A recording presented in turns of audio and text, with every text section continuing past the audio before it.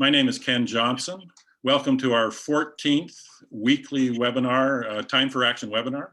My colleagues Kathleen O'Hara, Rolly Montpellier, and I are all on the unceded traditional territory of the Algonquin peoples. Today we have two very experienced climate activists who are going to discuss President Biden's Earth Day Leaders Summit on climate held last Thursday. We'll tie that in with some of the analysis of the Liberals' federal budget, which also happened last week. Now, I'm real excited about these two guys, very happy to have them. Both of them are real movers and shakers in the climate area. Dale Wilson is a national program manager for environmental defense. While studying mechanical engineering at McGill, he had an epiphany that perhaps doing engineering wasn't the best thing he could do, but rather more interest in the natural world and how it flourished. This led to a degree in environmental science, followed by a master's degree in resource and environmental management at Simon Fraser University. I wonder that probably had something to do with Mark Jacquard. For 15 years, Dale has worked on environmental protection, mostly related to energy and climate change. As a national program manager, he works to move Canada towards greater action. Our other guest is Tim Ellis, another mover and shaker. He's the senior organizer at Leadnow. He came from the US in 2012, and he worked with Bernie Sanders' campaign in 2016. And now he's focused on empowering people to engage with our democracy using cutting-edge technology blended with tried and tested organizing tactics. He's busy building up local community organizing and laying the foundation for an inclusive, equitable, global mass movement. Okay, Kathleen will interview Dale and Tim for about 30 minutes today, as is our normal protocol. Then I'll ask a few follow-up questions, and then we'll turn it over to Rolly for questions from the audience. Please put those in the chat or put in the Q&A, and let's get going. Kathleen, over to you. Thanks, Ken, and welcome to our viewers and our two wonderful guests. I'd like to start with your general impression of Biden's Leaders Summit last Thursday on Earth Day. Dale, any general impressions? Yeah, well, it was a mixed bag, and it was good to see some progress from the Canadian government with respect to our targets and some of the initiatives that we're undertaking with the US, particularly on transportation and methane. But also, it needs to be said that Canada's undeniably a climate laggard at this point. I mean, you look at really important metrics like, how much we're the only G7 country whose emissions have gone up since the Paris Agreement. We're now last in terms of ambition for 2030 in terms of emission reductions in the G7. And we're also last in the G7 in terms of how much financing we give, how much assistance we give to developing countries to address climate change. And we're, where we're not the last is where we're first, is giving subsidies to oil and gas sector. So, there's a lot of problems that we need to make up for in Canada. And, this federal government has moved forward on a number of files, and we still have the missing piece always, which is the oil and gas industry, which continues to be left alone in terms of just being able to expand both its production and its emissions. Thanks, Dale. Tim, what did you think of Biden's little show last week? Other than Trudeau, what did you think in terms of global action on climate? You think it was effective? Well, I think it was encouraging. The most encouraging part of the summit to me is that it happened at all. The US under Trump was an international diplomatic disaster. Reasserting that global leadership for the United States is going to be one of the biggest challenges of Biden's presidency. And for me, it's quite exciting that Biden chose to begin that process by focusing on climate and to successfully bring geopolitical opponents like Russia and China, other big polluters like Brazil into discussion. That's pretty impressive and heartening to me. I campaigned hard for Bernie and against Biden. I was quite skeptical at the time, but credit where it's due. He's listened to us in good faith. He's made some big moves right from the get-go. And it looks like he's staking out climate action as a big part of his legacy. So having this summit to kick off that reassertion of American leadership, I think it's a good sign. Great. Dale, just following up on Canada as laggard, I heard that Radio Canada pointed out that Biden basically had to arm twist to get Trudeau to even raise his targets to 40 to 45. Did you hear that report? Or I'm sure from what you've just said, you wouldn't find it surprising. Yeah, well, there were both newspaper reports in advance of the summit, as well as some information, some intel we were getting from some of our colleagues in the US that the Biden administration was trying to urge other countries like Canada, South Korea, and Japan to join the 50% club.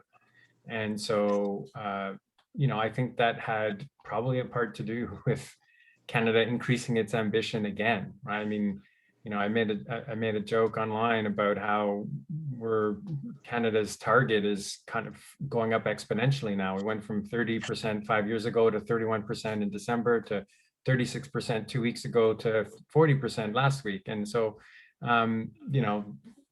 hopefully we'll be at 60% soon, which is our fair share. So definitely that kind of pressure is what helped to move Canada even further forward and saying, we're going to go to 40% rather than, literally 5 months ago, we were at 30. Tim, what do you think Canadians realize that Canada is a laggard? You're a grassroots organization. Do you think Canadians generally realize how bad we are? Not exactly. I do think Canadians realize that, like, the tar sands are a problem. We're a wealthy country and we need to reduce. I'm not sure they're aware of just how much we're going over our fair share of the carbon budget. But the bigger challenge here, I think, is that most Canadians do seem to feel that we're on pace to deal with the crisis in time. And that is a problem because it manifests in the policies we get. We're all acquainted with the outright denialism that still remains popular in some elements of society. It's an obvious threat, but this more insidious version of denial, which you might call like climate naivety or climate inadequacy, maybe there's some more official phrase for it, but this belief that everything is under control and life can go on pretty much as usual with a few tweaks, maybe recycle a little more, that is endemic across Canada, and it's dangerous. We need to be communicating the scale of the crisis and mobilizing people to take collective action at the individual and the systemic level. And I think the Liberal government, they want to rest on their laurels as the climate leaders in the room. They get a big assist from the Conservatives on that, who present, very little climate action. In an ideal world, the government would take the lead on demonstrating this urgency and putting ourselves in an emergency footing unprompted. But unfortunately, with a few exceptions, we haven't seen our leaders in government who are rising to the moment like that, which means it's our job to communicate that urgency and empower people to respond in meaningful ways. Well, you're both helping to do that today with our help. One of the things that Canada is doing is its baseline for its target or its emission cuts is 2005, and some countries use 1990, Dale. Can you tell us what the difference is? Because I doubt if most Canadians quite get the sort of faulty accounting. Yeah, well, this was a product of Prime Minister Harper, who decided that the baseline was 1990, dating back to the Rio Summit and the signing of the UN Framework Convention on Climate Change in 1992. And most countries still adhere to the 1990 base year. And what it does when Prime Minister Harper moved the baseline from 1990 to 2005, essentially what it did is it hid all of these emission increases that happened in Canada between 1990 and 2005. So now when we put out a target that says 40%, if you compare it to 1990, it's actually a lot less than that. So it hides that we're not being as ambitious. And of course, the US uses that same base year as well. Most of Europe, most of the rest of the world uses 1990 as a base year. So it is important. It's also we should also note that this isn't just about target setting, right? We also need action. We also need mobilization. There's a whole bunch of other things that we need besides the target. But the point that I would make is when you aim low, you're gonna take weak action. If you aim high, then you have a much better chance of actually following through with the kinds of policies and measures and financing that's needed to get to significant emission reductions. Yes, I realize it's about policy as well, but when they're playing fast and loose with the and tricking people basically about the baseline, someone said that it's a bit like telling the Canada Revenue Agency you just want to report your income from July rather than January. Any comments on that, Tim? Well, I think it speaks to the priorities that are being demonstrated. This is about climate action as marketing exercise rather than as a solution. They are using a timeline that makes them look better than they are because the concern is about the optics rather than about the achievements. So that's obviously quite a concern. Dale, you were one of 7 groups that called for a 60% target before the summit. How did you come about that target? Because it was certainly more ambitious than anything we've seen so far. Yeah, I mean, this was a target that was established by Climate Action Network Canada and many of its member organizations, including Environmental Defense. This was 2 years ago. And what we looked at is what are Canada's responsibility for the problem of climate change? I mean, we've spent literally centuries filling up the atmosphere with carbon and benefiting greatly economically from that. We also are a very prosperous country that has a lot of resources to deal with it, both internal to Canada as well as assisting others who have not benefited from using the atmosphere as a free dumping ground for so long. And so looking at all those measures, we worked with an organization called the Climate Equity Reference Project, which does equity evaluations like this for different countries. And what, we worked with them and actually Canada's fair share is not just 60%, that's the domestic part. Canada's fair share is 140% reductions by 2030. And what we did is semi-arbitrarily sort of divide that into domestic, a 60% domestic reduction, and then investments that would get a further 80% reduction internationally. And so that was, that is the 60% is a position that's been held by a lot of organizations. What 7 of us did over the last few months, and we released this last week, is we did modeling research to show how would we get there? What are the kinds of measures that are needed? What would happen to the economy? And it was really instructive to see, A, it's absolutely doable. B, it's necessary. This is our fair share in addressing addressing climate chaos and trying to limit warming to 1.5 degrees. And 3, it's in our best interest. There are so many benefits from achieving that kind of emission reductions. It's, even energy costs go down. Our economy continues to thrive, and yet the investments, not surprisingly, shift from fossil fuels to clean renewable energy and other clean energy solutions. And of course, overall, we end up with lower levels of water and air pollution, and that is helpful for the health of our communities and our families. So there's so many reasons why we should be aiming much higher, and then putting into place, and again, like this needs to be stressed, putting into place the measures to actually get there as opposed to just setting targets. Right. Leadnow, where does Leadnow stand on the 60% target? I hate to mention this, and we'll get into policies more, but I think most Canadians just don't get the dynamics of the target trickery. So I just want to establish that. Where does Leadnow stand on the 60%? You weren't one of the 7 groups, but where do you stand? We have sorry, Tim, and the whole concept of fair share, because I think that's fairly new for people. Yeah, I think as far as the 60%, Leadnow has actively campaigned on doubling the old and the weak targets set by Harper, which were maintained by Trudeau. So disappointing to see them settle for 40% rather than 60%, but also I'm not too hung up on the targets. We keep missing them anyway. So what I want to see us continue to focus on is getting the scale of investment needed and the policies in place to reach those targets. It's part of why it's pleasantly surprising and exciting to see the direction the Biden administration has taken.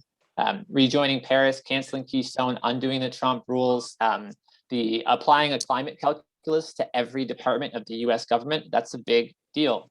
Moratorium on oil and gas leases. Like, these are big policies. He's been on the job 100 days. So it's a step in the right direction to see that at the scale needed. And we're looking at billions, actually trillions more in investments too in the coming infrastructure bill, which I think it's not just important that they're making those investments, but also important that they're describing infrastructure investment as climate action. It is. So where do we stand in Canada? There's nothing that Canada has proposed that comes even close to that level of investment and mobilization. That's World War scale investment that's needed, and which conveys the real urgency of the situation. Leadnow is committed to campaigning for just sustainable recovery and a Green New Deal. Those things are defined in part by that scale of investment. So big investments in transition work, ensuring our communities have more resilience to climate change, and legislated accountability for our targets, like strengthening Bill C-12, all supported by building a grassroots movement. It has to happen at the ground level. That grassroots movement that can offset the oil lobby and give politicians the backbone they need to lead on this. Thanks. Dale, what about NDCs? Can you tell our viewers what NDCs are, why they're important, and how Canada looks heading to COP26 in, well, if it happens in November in Glasgow? Yeah, NDC stands for Nationally Determined Contribution. It's another way of saying this is our commitment to the Paris Agreement. And so all countries came forward with, here are pledges under Paris when the Paris Agreement was signed. And the idea of, the Paris Agreement is structured in a way that commitments and action have to ratchet upwards. So every 5 years, there's an expectation that countries come forward with more ambitious plans. And it's not just, there's a focus on the targets, because I guess it's a number that is easily translatable, but what's really important is not just the target, it's also all the measures that we commit to. We commit to these domestically, but committing to them internationally is also important to say, here's what we're going to do in terms of our policies and our measures. Here's what we're going to do for financing, a really critical element. And again, I mentioned Canada is a laggard with respect to the amount of money that we give to assist developing countries to address the impacts of climate change. All of these things can be included in an NDC, in a Paris commitment, and it to me it should go further than that. It should include environmental justice issues. It should include just transition. It should include Indigenous rights. Like, these are all part of what is needed in terms of energy development that takes us in a more sustainable, more just direction. And so this last year was supposed to be that 5-year marker, and of course COVID disrupted all of that. So this year has now become the year of climate ambition, and so a whole bunch of countries, including Canada, are expected to deliver an enhanced, a strengthened commitment under Paris in the coming months. And in the fall, the Intergovernmental Panel on Climate Change is going to assess what that means in terms of how much warming we can expect. And that's a really important measure, because right now the commitments will get us way beyond the 2 degrees, way beyond the 1.5 that we actually need. Do you have any comments on NDCs in Glasgow? Oh, I noticed that Biden called it Glasgow, like Moscow. Any comments on NDCs in Glasgow? Tim? Well, I'm more of a rabble-rouser than a policy expert, so I'll defer to Dale's judgment here. But my sense is that Canada is falling well short relative to the rest of the world. I'm sure Minister Wilkinson will disagree with me, but when you look at the UK with a Conservative government, and they're reaching for a 78% reduction by 2035, and they have this, what really is kind of a gold standard climate accountability act, it's hard not to scoff a bit at claims that we're keeping up. And I think, you mentioned the fair share. Like, we have this carbon budget. We know how much carbon the atmosphere can absorb before we reach another tipping point. We have a small population in Canada, but we make substantial emissions, much more than similar numbers of people in other countries. And our contributions in any given year are not reflective of like our sum total. We've consumed a lot up to this point, well above the carbon budget. So we need to be overperforming, not underperforming. I also think it's worth noting that same dynamic applies on an individual level. The wealthier you are, the more carbon you consume by a lot. Oxfam reports that people with incomes over 145,000 bucks are driving 15% of global carbon emissions, which is twice what you're getting from the bottom half of the population. The profit is the problem. So we need to be looking at addressing wealth inequality as a form of climate action. And a consequence also of that is that the wealthiest are the ones who are most isolated from the consequences of their output and the most incentivized to keep consuming at that rate. So to people on this call, climate solutions may seem obvious, but if you're a billionaire, a legitimate climate solution to you might be buying a bunker and getting a little army of security and walling yourself off, or building a space plane and going to Mars. That undermines our ability to collaborate and to solve the real problems that we're facing, as long as we have this level of inequality. So taxing the wealthy is climate action as well. Oh, but the Liberals in their budget are going to tax yachts. So I don't see what your problem is. Refuse to bring in a wealth tax. Again, Dale, your environmental defense said that the 17 billion mentioned for green investments in the budget wasn't enough. And you actually said that if you were going to translate the US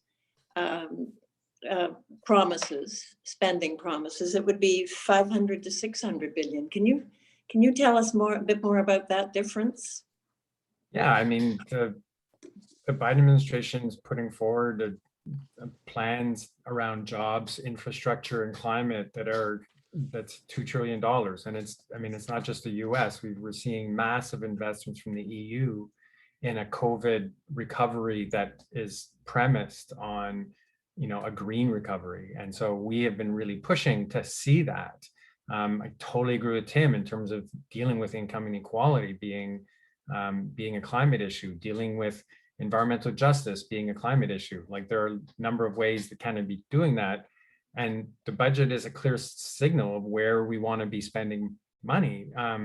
So 500 to 600 billion dollars is what we calculated would be the contribution if it matched the US over the next decade.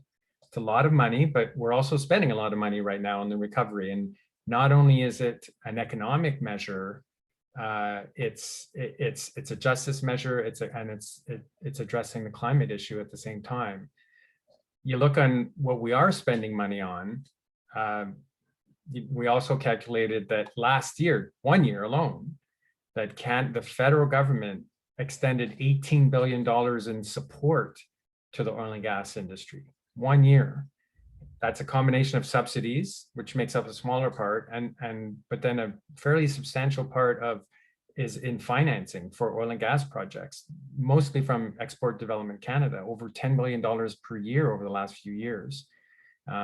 This is the kind of show of what our priorities are as a country.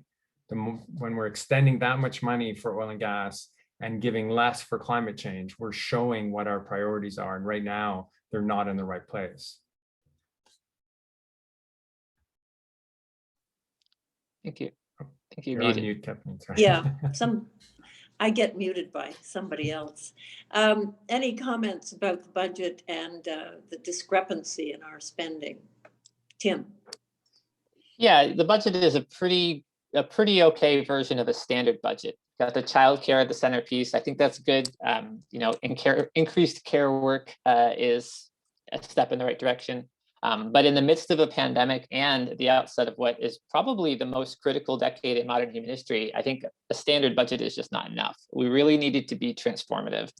They're spending 17 billion on green initiatives, and it needs to be, as Dale was saying, about 10 times that.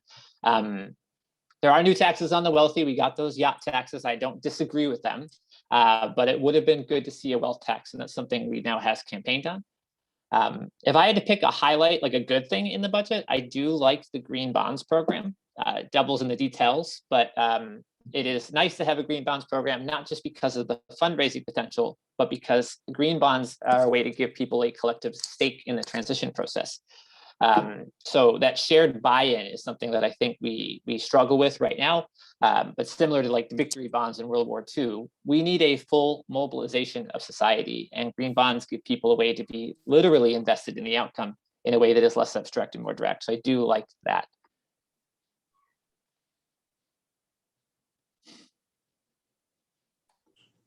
The mute sign comes on after I start to talk. Anyway, Tim, Leadnow was helping to publicize the fact that there was a secret working group with the fossil fuel industry. I'm sure you were too, Dale, but Tim, can you tell us about this secret working group during the pandemic? And this might give us a sense of why the Liberals are so weak. Yeah, I think it does. So this was uncovered thanks to a Freedom of Information request by the folks at Breach Media. They did a great report on it.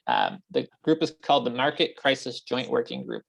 It was set up right at the outset of COVID at the request of our old buddies at CAP, which is the Oil Industry Lobbying Association.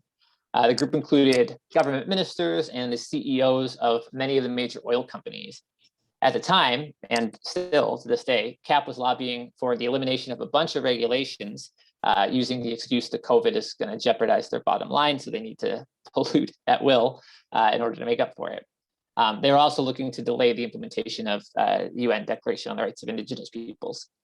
The group appears to have been one way they leveraged their connections to apply pressure and seek those changes. It's unparalleled access to government at the highest levels. And, you know, we clash with CAP with some regularity.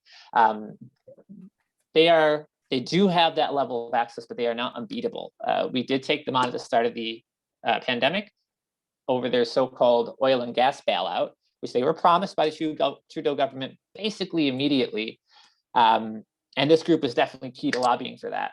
But I'm really proud of Leadnow volunteers. A lot of people across the country rose to the moment, leapt into action. We would normally do a bunch of, rallies or so forth. Of course, in the pandemic, we had to adjust. We did what we think was the first digital rally in Canada, partnered with Dogwood and 350 and I think a couple others. We had 1,000 people attend, had thousands more watch the live stream, and ramped up a lot of pressure. And, we stalled that bailout. And when it finally came through, it turned out to be $1.7 billion for orphan well cleanup, which was one of their 30 asks. They didn't get the rest. They viewed it as a loss, which made it easy for us to view that as a win.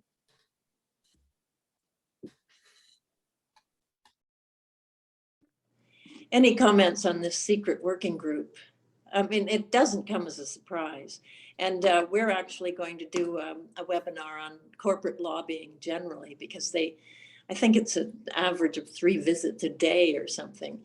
But any comments on this secret working group that I read that even Environment Canada or Environment and Climate Change Canada was part of it. You can see that natural resources might be interested, but Environment and Climate Change Canada? Any comments? Yeah, well, I mean, the work of Leadnow on this has been great. The one thing I would add is that the secret documents that were revealed to the public through Freedom of Information included the fact that Canadian Association of Petroleum Producers was also not only asking for the suspension of regulations and delay in the implementation of the UN Declaration on the Rights of Indigenous Peoples, but also that the lobby meetings be secret, that they not be easily accessible. I mean, clearly this goes well beyond what Canada is doing as a country on climate change or not. And it is unfortunate that after this document came out, that it was also revealed that this led to this secret committee that was between the federal government and the oil and gas industry to talk about how they're going to recover, with obviously a lot of CAP's ideas on the table in terms of pulling back on the regulations, or at least not being as ambitious as we could be. Well, we're actually going to interview Martin Lukash on the Trudeau formula. So that will reveal a lot of the other manipulations going on behind sunny ways. I should mention, Kathleen, the reason we know about all the group that tallied up all of those lobby meetings over the course of almost a decade, and it came to more than 3 a day, every day of the year. That was a corporate mapping project that was a coalition of groups that worked on, and so they've done some amazing work at exposing, you know, the degree to which the oil and gas industry is in, you know, trying to get their way with federal officials, both at the political level and in the bureaucracy. Well, before I turn it over to Ken to ask a few questions, I must say that one of the reasons we started this webinar was because we knew there were wonderful people out there, but we weren't tied in, and we didn't think some people knew other people. And it really, we're uncovering all sorts of great groups and individuals. So thank you both very much. And over to Ken. I think he's going to ask you about your actions. Thanks, Kathleen. First of all, I'm going to ask a couple other questions, then I will ask about actions. First of all, Dale, mea culpa. I called you Dale Wilson, not Dale Marshall. And Dale Wilson, I knew long before I knew you. He was a legend in Lanark County, a barefoot playing golfer and a guy who played violin in the woods naked. So my apologies. It's not a problem if I could be so well versed. Dale, maybe you'd like to talk a bit about Export Development Canada, because obviously they're very key to the subsidies and all the little benefits that the oil and gas industry gets. Yeah, I mean, this is a group that not many Canadians have heard of, but it's presumably the objective of Export Development Canada is to provide export opportunities for Canadian businesses overseas. And yet what it does is it finances oil and gas projects. Some of them are overseas, but a lot of them are also domestic, and provides, like as I said, over, you know, for the last few years at least, over $10 billion per year in financing. And they'll say, oh, these aren't subsidies, and it's true, they're not subsidies, but providing that amount of finance for projects can determine whether the kinds of projects that are being proposed in oil and gas are going to go forward or not. And at a time where you have more and more banks and more investors pulling back on especially dirty fossil fuel developments like the tar sands, as you have other private investors pulling back, the last thing we need is for the public sector to be moving in. And that's what we've seen in terms of the Trans Mountain Pipeline expansion. That's what we're seeing in other realms as well of oil and gas. We need also our public institutions to not be handing over, either in subsidies or in financing, the kinds of projects that get us further away from climate action and more closer to climate catastrophe. Thank you. Tim, I'd like to ask you about the Trudeau promises for increased carbon footprint reduction. If the oil and gas industry is currently 26% of oil and gas emissions, it looks like it'll be almost 50% if we just let them do their thing as they're planning to do. And I was wondering if Leadnow had any particular action related to that specific issue. The oil and gas industry, I mean, we have a number of different campaigns active right now. I think that the most topical campaign we're looking at right now is a campaign around RBC, which you're going to see quite a bit of activity there, trying to get at the funding for these investments. And just like Dale was saying, like we can't have the government stepping in to fill the gap when the private sector pulls out. But we also can't just let the private sector go on and continue to pollute, continue to make these investments. And the way to do that is public pressure. So they are sensitive to brand damage, and we need to make sure that they're aware, in a gentle way. They're aware that there is brand damage associated with continuing to pollute, and continuing to undermine our goals as a society. of sustainability and protecting our future. So the campaign that we're about to see a lot of activity on is around getting RBC to pull back on their fossil fuel investments. And I think that's the direct approach is what's going to have to happen. It's very interesting with both of you. You mentioned all these different issues, and we've had webinars or are about to have a webinar on many of them. We had one on firing your fossil bank.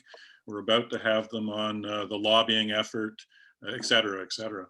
Dale, I want to ask you about methane, because obviously methane is a key issue right now with Canada talking about expanding tar sands, expanding fracking, and the new reports, just this parade of reports suggesting that the actual methane emissions are a lot higher than what they use from the book. I'd like to address that because it's so potent in the short term, it could be overwhelming our climate long before the carbon dioxide is going to be as big a problem. Yeah, so pretty much all oil and gas operations leak methane in some way. And it doesn't matter what the type of production it is, whether it's actual natural gas production, conventional oil, tar sands, there are going to be methane escapes. And some of them are leaks, or sometimes called fugitive emissions, that come from either equipment or come from the operations. And others, there's actual equipment that's found in oil and gas facilities that through the normal usage leak methane, like actually emit methane. Even though there are alternatives to that, like what they call zero bleed, like zero emitting equipment, our regulations haven't gone that far to mandate that we go towards zero emissions. And so what you're pointing to is many of the academic studies are showing that the actual emissions of methane, and methane is a very potent greenhouse gas, up close to 100 times more potent over the course of 20 years as compared to carbon dioxide, that these emissions are much higher than are being reported by governments or industry. And that's across the board, like all the academic research is showing this. And again, it doesn't matter what the type of production is, emissions are much higher. And so we need to grapple with that. We need to have much closer alignment between what the emissions are and what are being reported. And then we need to take the measures that are needed to reduce those emissions. And part of that is we're going to have to phase out fossil fuel sectors. We're going to have to get rid of our oil and gas sector over Dale, time. there's a few things we're not allowed to say on this show, and that's one of them. So we'll be getting rid of that little comment. Just keep that in mind for future. I mean, fossil fuels are the root cause of climate change, where we need to phase out our fossil fuel sectors. Like, this is an undeniable fact. And so, well, ironically, when we had the fellows from SCAN, Terry Moore and David Robertson last week, they said that the new liberal climate plan is all about expanding fossil fuels and counting on carbon capture for everything. And to me, it's insane.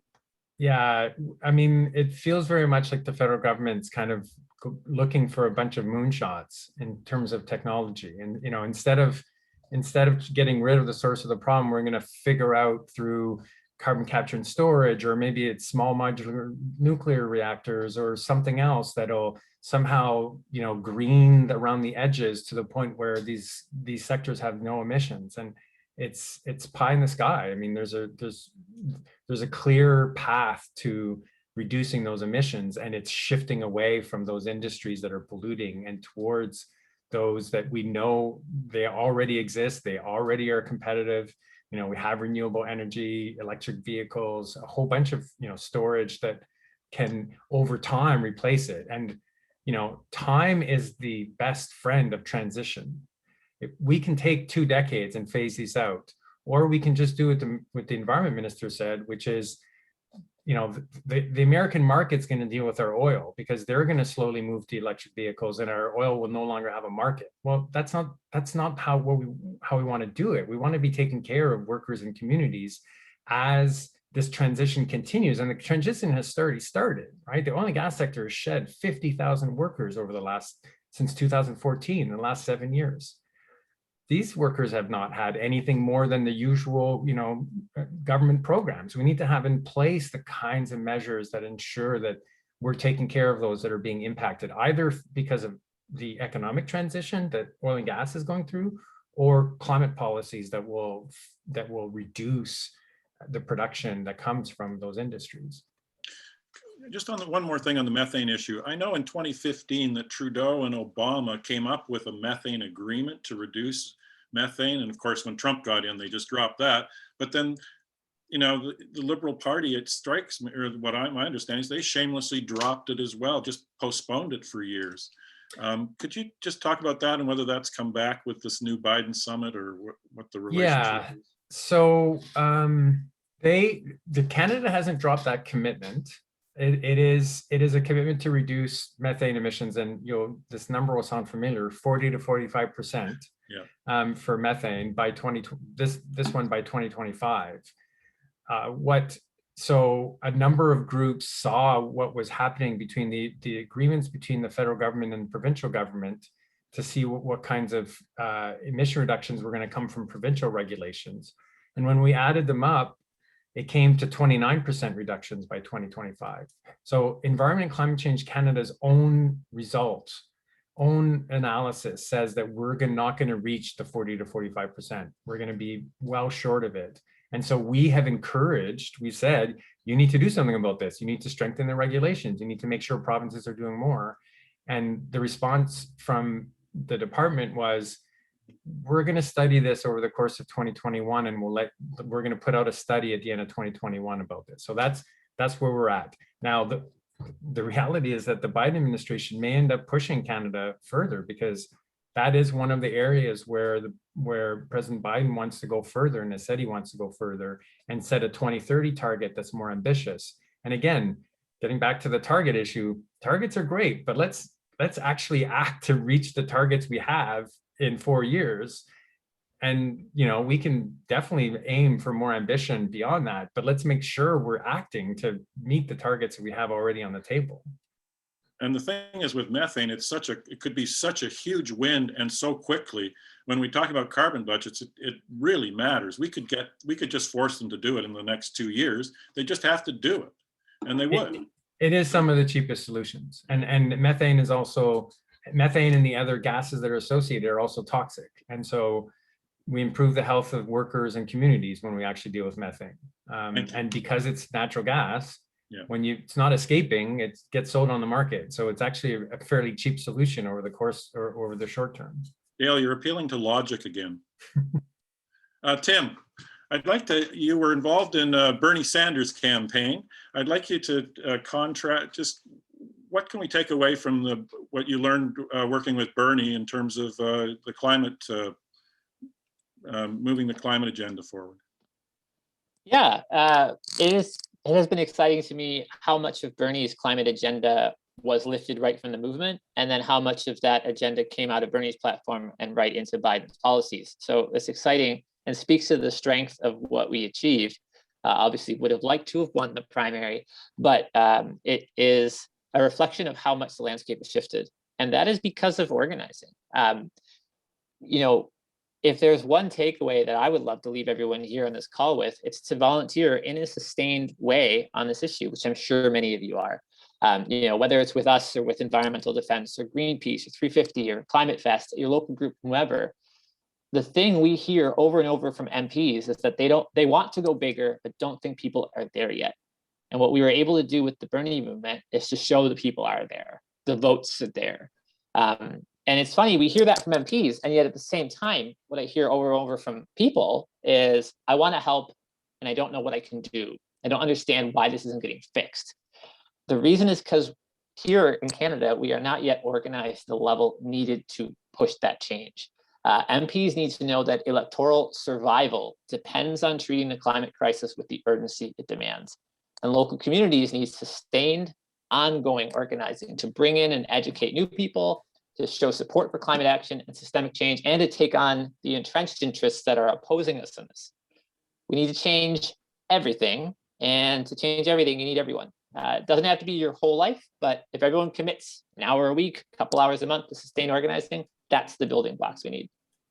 To follow up on that, with apparently something like 75% of Canadians thinking the Liberals are doing a good job on climate, I'm just from your activist point of view and Leadnow's point of view, I'm interested on your perspective on how you move that in more specific terms than, like, I agree totally with your general grassroots thing, but we're in a real, it's a jam right now. I mean, they're claiming they're doing all this great stuff, and the population, as much of them are believing it. Yeah, it is a marketing exercise that they're engaged in. A successful one. They're very good at it. I think it's helpful that the change that's happened in the U.S. Before, it was very easy to compare to Donald Trump and be like, well, look how good we're doing. That is different now. It is quite heartening to me to know that the full might of the U.S. Department of State is advocating for the same kinds of climate action that I am to the Trudeau government. That is heartening. To bring the population along, we need to puncture that narrative that the Liberals have constructed for themselves. And, you know, if facts were enough, we'd already have won. I would love for facts to be enough, but they're not. You need to do that organizing to build the relationships of trust to get competing information into people's hands in a way that will be well received. And you need to be able to communicate stories. And there is a story here. I think the thing that frustrates me the most about this idea that you just fiddle the carbon tax knob until it works, and then you just carry on with your life as normal and it'll all sort itself out, is that that used to be an option 50 years ago. And we didn't, lose that option. We didn't throw it away. It was stolen from us. And I grew up learning about the climate crisis, and for my entire youth, perfectly competent and very wealthy, powerful people had the chance to do something about this. And they didn't just do nothing, they lied. They hid the problem. There's bad guys here that you can talk about and point to, and they have names and they have businesses. So now we have to rush. We have to do these big moonshot things. We have to try these things. We have to completely overhaul the whole system. That discomfort is not the fault of the climate activists. That discomfort that is now inevitable is the fault of the oil lobby and the fault of the fossil fuel industry. We need to make sure we're communicating that and showing how they still have that influence and taking them on. I think that's a great framing of it. I see there's been quite a few questions coming in the Q&A, and both of our guests have indicated that they're able to stay beyond 2 o'clock. So I'd like to turn it over now to Rolly to ask some of those questions from the Q&A. Rolly, you want to take over there? Yes, thank you, Ken. As usual, there's a real good thread of discussion, some discussion in the form of questions, which I'm, just piling up here on a file to my right.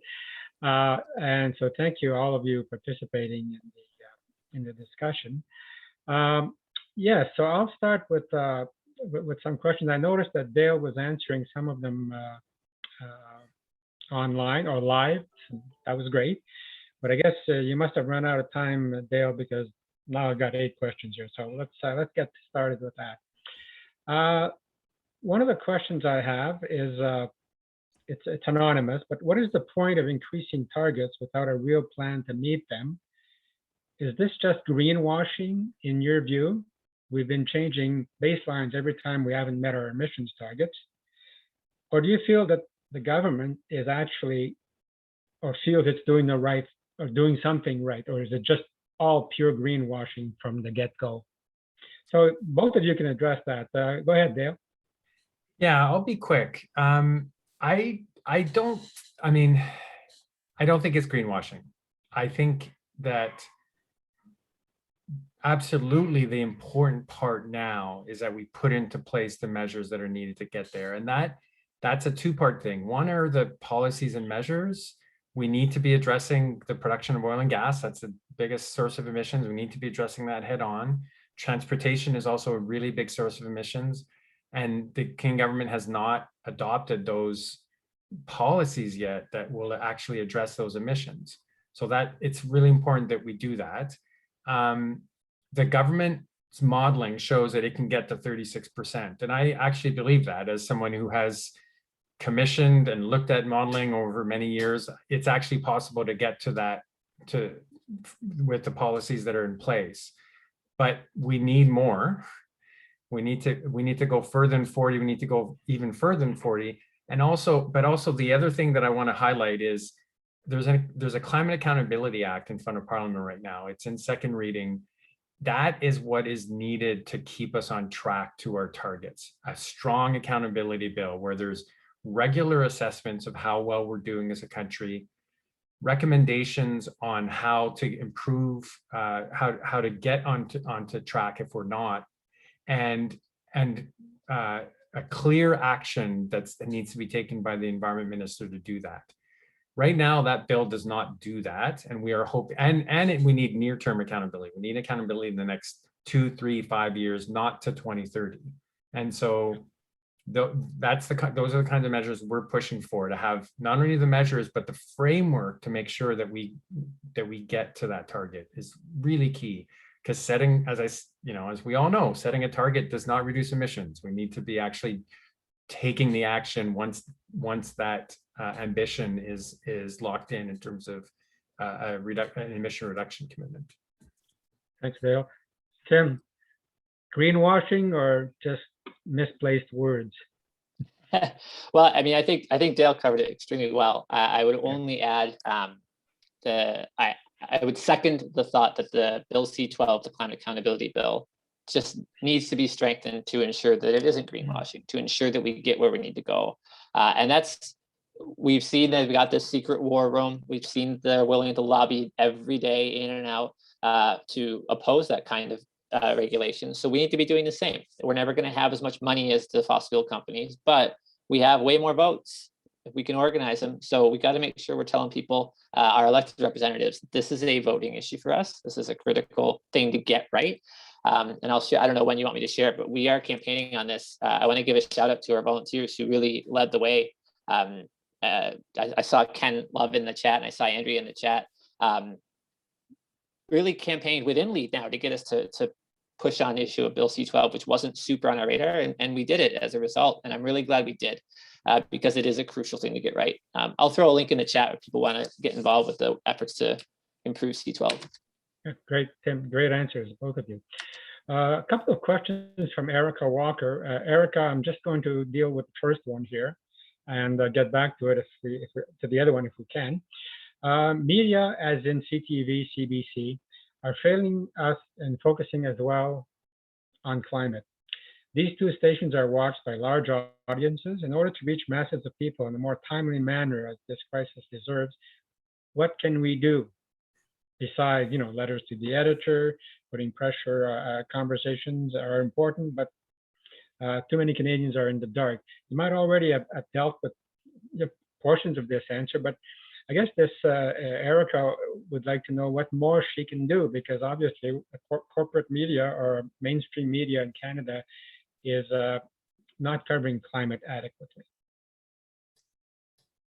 Yeah, I hope Tim has a better answer than I do, because I mean, CBC is our public broadcaster, right? So we should have much more of a say in how the CBC covers these issues. I would say, and maybe I'm wrong, but I do feel like we are getting more and better coverage from the CBC over the last little while. For many years, I was very frustrated.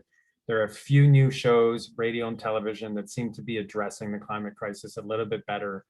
It is still often frustrating to listen to segments on shows. And so obviously communicating that to the CBC and to private broadcasters is really important. And I would echo what Tim said before about organizing being incredibly important. It is so key. The reason we're seeing Biden move is because of climate activists, organizers, and the environmental justice movement in the US. It's not because in his heart this is what President Biden wants to do. And so hopefully Tim has great answers for how we move the CBC also. No pressure. Sure, thanks. CBC and corporate media alike, I think you're right, Dale, that we are seeing some improvements, but part of the problem is you look at how much coverage COVID is getting, and rightly so, because it's obviously a clear and present threat and emergency. We don't see that scale of coverage from the climate crisis, even though the scale is even greater and the urgency is just as high. And the way to change that, I think in the short term, honestly, is go around them. We live in an era where there's social media available to us, where we can tell our own stories, and we need to be doing that in an organized way, in an effective way. And I know that Leadnow is planning to do more on this, and is continuing to do work on this.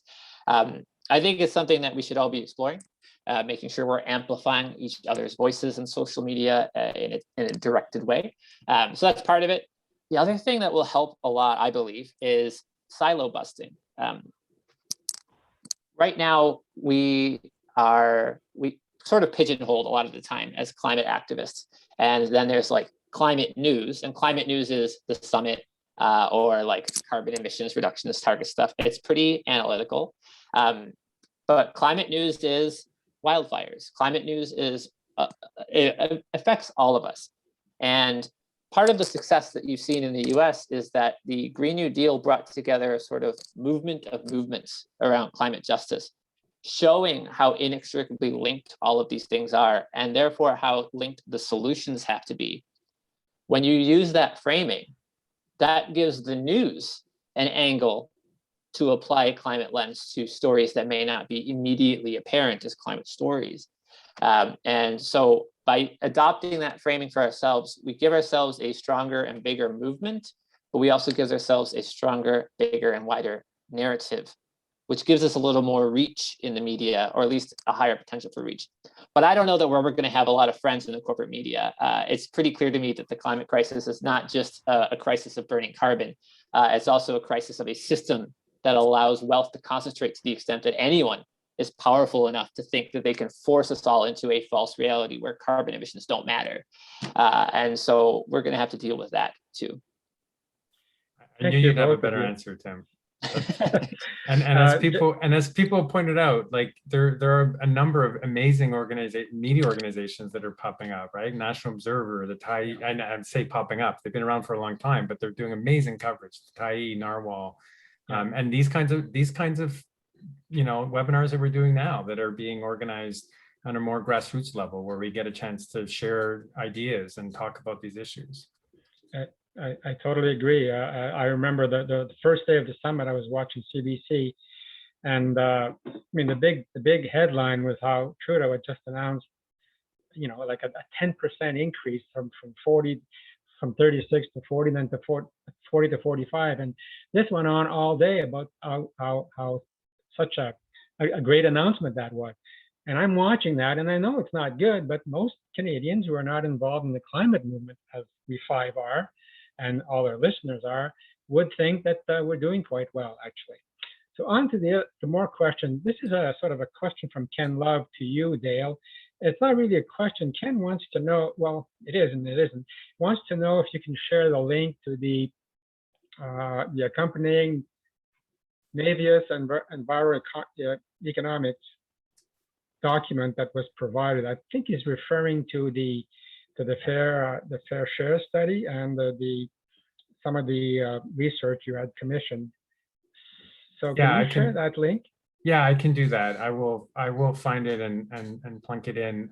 There's both. I already shared the Climate Action Network Fair Share graphic, which has the how we calculated our fair share, and I'll also share a link to the webpage with the recent report that we did showing how we get to minus 60%. So there's both a summary report and a deck that gets into more details, and I'll put it in the chat. Sure. Okay, thanks. So I'll go on to another question. Lynn Adamson asked, will you have a chance to speak about the NGO plan for achieving 60% reduction by 2030? So I guess she's asking each one of you to comment on what your plan is on that. Yeah, go ahead. So I'll start with Tim this time and go back and then go to Dale. Start with Dale. Yeah, I mean, this is, I will post the link to it. It's a pretty detailed report, but basically all it shows is, what are the kinds of measures that are needed to get to that kind of emission reductions. And it, we see in every sector that we need to be doing more. So with respect to houses, to homes, we need to be using a lot more getting out of fossil fuels and using a lot more either renewable natural gas or ground source heat pumps, right, which use electricity, which can be run with renewable energy. With respect to transportation, we need to be moving towards more active transportation, more public transit, and also for vehicles, both freight and for personal vehicles, moving towards electric vehicles.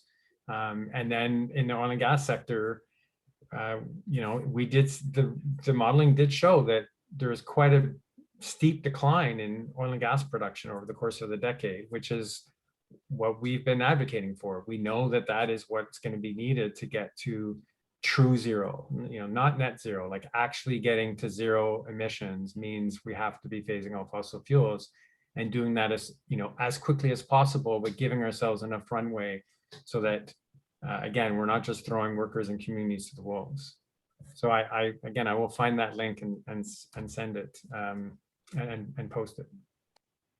Yeah, and if you can't find it to post it now, we always do a follow-up email to all the participants and provide links and other resources. So yeah, as long as you share it at some point. Thank you. Tim, were you going to address that as well? I'll just add, I'm not super well acquainted with the policy particulars, but I do think it's incredibly valuable to have evidence that we can do this, that we can achieve the goals that were set, no matter how ambitious they are. You don't want people to fall into despair over it, which is, it's scary. But the key thing I'd like to connect to that is, yes, it is possible for us to succeed if you specifically take action. It is not just they or some amorphous we that needs to do it. It's you and I, individuals, that need to take action ourselves. None of us is going to do it on our own, but we are all part of that solution. And I think it's just important to communicate that whenever we're talking about these solutions. None of them are out there. They're all happening because of us. Thank you. Angela Keller-Herzog asks, what do you think the chances are that something will come out of a NAFTA EU carbon border zone, and then the reduction of large emitters exemptions? Wow, I have to say that that's out of my wheelhouse in terms of understanding what's going on. What I do know for sure, based on people who work directly on trade and climate, is that we do need to instill climate change into our trade agreements much more fundamentally, and overall in terms of carbon border adjustments. I mean, that is fine, but I also, basically what that does is it puts a tax, because we have a tax on carbon. It puts a tax on imports from countries that don't have a tax. I don't have a problem with that, but it also find it a bit rich for Canada, who's, as we have talked about, is a laggard on behalf of industrialized countries, be thinking in terms of how do we get other countries to do more? I mean, we need to be thinking a lot more about how we need to deal with our own emissions. Not to mention the fact that all of this oil and gas that we're producing, so much of it is exported. Those emissions aren't on Canada's books. So our actual carbon footprint as a country is much higher than what we have in our national inventory, because the fossil fuels that we export, and that includes a lot of coal, that those exports also have emissions and impacts in other parts of the world. Tim, did you have a response to that question? Sure, I'll add. I mean, it's also not exactly in my wheelhouse either on the specifics, but it does speak to me of an effort that is also reflected by what Biden's doing now to internalize the costs associated with carbon output into the market in a way that they're not currently done, which I think it makes sense, and I don't think it's a bad thing, but I also don't think it's the solution. It's certainly helpful to have that where the price reflects the actual carbon costs, not just the carbon itself, but the social and economic impacts of carbon output and damage. But that's not the final solution. So not opposed to it, but there's more to do. Okay, thank you, guys. Several questions from Andrea Careless. Andrea, I'll pick this one here. It's sort of a, I guess it's a, I don't know if it's a question or if she's throwing a challenge back to you, Tim and Dale. She said, I'd love to see a campaign on the fact that the media isn't covering climate change nearly enough. Calling on them to do this. Our little C12 group, she works with the C12 group on Twitter, is focused on social engagement to push climate action on Twitter and so on.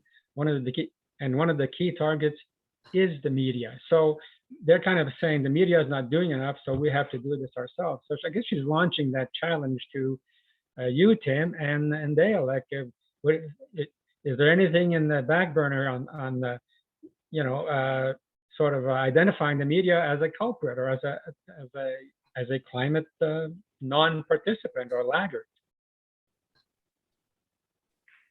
You want me to start? Yeah, sure. Please. Sure. That's a nice twist, actually. Well, I think there is a complicity to it. And I don't think it's intentional. I don't think they are climate traders, but I do think that they are subject to a market. And, you know, there's, not to go full Marxist, but I question whether markets are up to the challenge right now. But that aside, it's my sense is that an effective campaign to shift media coverage will be less geared towards directly targeting the media outlets and more geared towards creating a perception in their eyes that there is a market there. And I think there is a market there for them to cover climate change. So part of it is what I said earlier about expanding the scope of what constitutes climate coverage. Part of it is puncturing their bubble. There are folks who are, you know, covering political beats, and they are quite rarefied atmosphere that they're within. In terms of who they're talking to, what cocktail parties they're getting their sense of what's hot in the media at the time or hot in the news. So puncturing that bubble is tough. We are not movers and shakers at that level, and I think many of us do not desire to be in that particular level. But this is where I think social media does provide us with a pretty cool tool. Not a cure-all, but all of these change makers and all of these reporters, all these decision makers are on Twitter. They feel it. They notice when there's activity there, and certainly Leadnow has begun to experiment with Twitter storms that target specific decision makers with a flood of activity around particular topics, and that can generate that perception. So I think there's definitely opportunity there, and I think we are really only beginning to understand how much potential there is around that kind of activity to drive the narrative. So really excited to explore that more. And I know, I'm confident that Andrea, who is an extremely capable volunteer herself, will be a key part of that effort. I'm sure she will be. That's a great answer, Tim. How about you, Dale? I think Tim had the last word on that one, to be honest. I mean, Okay. I see the problem also, but I think a lot of that online organizing, social media, that kind of grassroots kind of approach to circumventing the mainstream media is definitely one of the keys, as well as pushing our media to move in the right direction. I mean, I've written so many like angry emails to segment producers at various times, and as I said, I do think that in some cases things are getting better, but there are other ways of getting the word out and organizing, and that's key. Yeah, social media campaigns are quite effective, actually. I'm kind of crowded for time. It's 10 after 2, so thank you, Tim and Dale, for. I've gone through some of the questions, certainly not all of them, and I apologize for those of you whom I've missed. But it's back to you, Ken, or I guess either Ken or Kathleen. Thanks, Rolly. I'll turn it over to Kathleen again. Sure. Yeah, Ken, the poster. Yes. All right. Well, first of all, thank you to our guests. It was really dynamic and so clarifying, if that's such a word. You cleared up a lot of, I think, questions that people have about, I hate to say it, but targets, baselines, the role of Canada being a laggard, especially compared to the G7. I doubt if most of us realize that. So anyway, thank you both. So I'm going to tell you about next week. And this is probably a good follow-up because we're going to talk about we're going to be speaking with two people who want Green Party leader Annamie Paul and NDP leader Jagmeet Singh to, I quote, set aside your partisan differences and form a climate emergency alliance, end quote, ahead of the next federal election. So I would think that should be pretty soon. They want both parties to pledge that in ridings where one party has a chance of winning and the other is in third or fourth place, the trailing candidate should stand down and throw his or her support behind the other. The alliance organizers say quite rightly, I think, that this is because we can't afford to wait for Trudeau to start governing, like we're in a climate emergency, as we've seen today. And we also can't wait several decades for the NDP or Green parties to build enough power to form government. So join us next week for Katie and Rael from 350.org, and Rael is from Fair Vote Canada, and it should be quite a discussion. And we welcome pros and cons. Let's get this out there, because we should, if we are going to go for an alliance or some kind of movement like that, it needs to start soon. Over to you, Ken. I just want to put up the slide. I've just put up the slide for the May schedule. So as Kathleen has mentioned, on May 5th, the Green NDP One-Time Alliance. We're going to have Martin Lukacs, as we mentioned, on the 12th of May. We're going to have Angela Bischoff and Gordon Edwards on nuclear and SMRs and what place they have in the climate, dealing with the climate problem in Canada.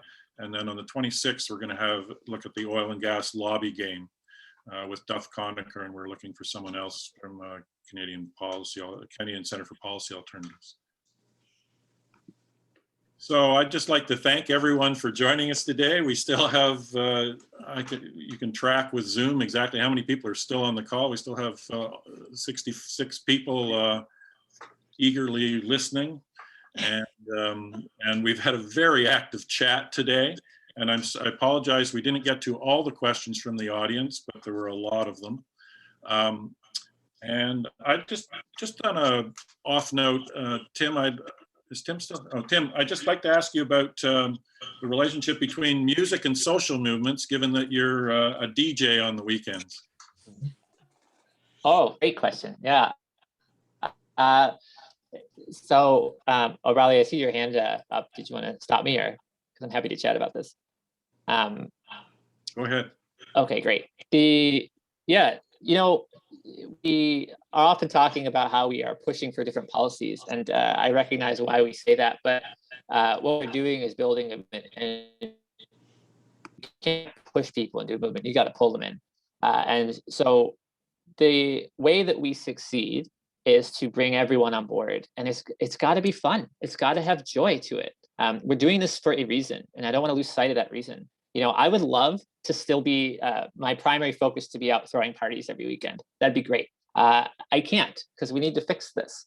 But when we fix it, you know, a year or two, right? Then I want to get back to that, and I want to create a world where we can all do stuff like that. So to me, it is in fact a profoundly political thing to create a space where people can go have fun, feel safe, and be together. That is itself a political initiative.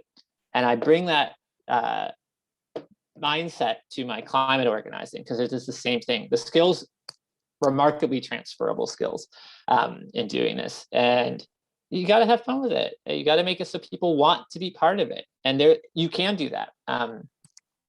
It's got to be inspiring as well. And but it Tim, is your day job though is organizing, right? That's right. Yeah, that's what I do. Well, and much of my night job these days, all the time. Well, don't quit your day job. That's all I'm saying.